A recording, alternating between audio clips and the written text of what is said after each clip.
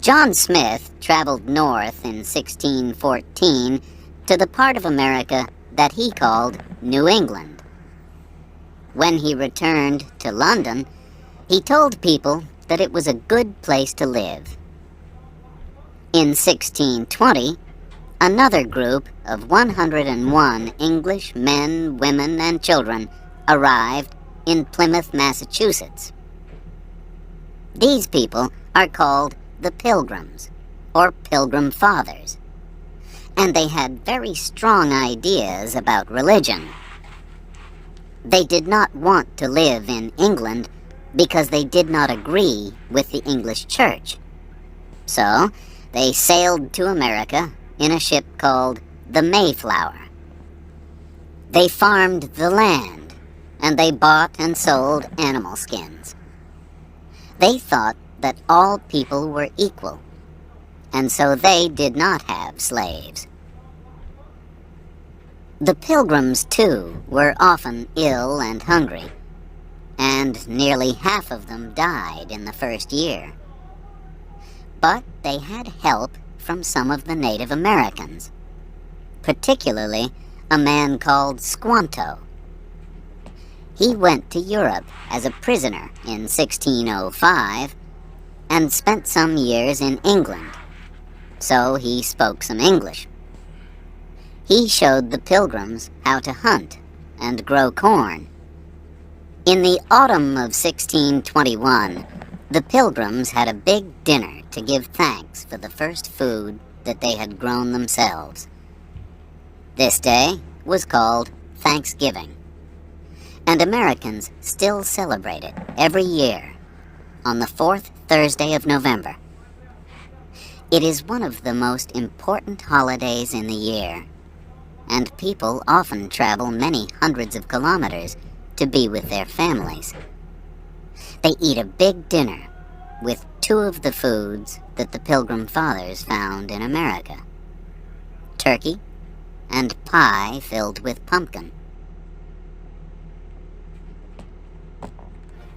Chapter 3. The War of Independence. More and more British people came to live on the east coast of North America in the 17th century, starting colonies in Maryland, Rhode Island, Connecticut, New Hampshire, North and South Carolina, New Jersey, and Pennsylvania. Georgia followed in the 18th century, when the British also took New York and Delaware from the Dutch. By 1770, there were 13 colonies along the east coast of North America, and they were all governed by Britain. But Britain was a long way away, and the people of the colonies became angry at the high taxes that the government made them pay. In December 1773, a group of men threw 342 boxes of tea into the sea at Boston because they did not want to pay the British tax on it. This was the Boston Tea Party. The British government was now angry too, and in April 1775, some Americans fought a group of British soldiers at the towns of Lexington and Concord, near Boston in Massachusetts. More and more Americans arrived until the British soldiers had to move back to Boston. A few months later, after the Battle of Bunker Hill near Boston, it was clear that Britain was at war with its American colonies. A rich farmer from Virginia, George Washington, became the chief of the American Army. People tell a story about Washington to show that he was an honest man.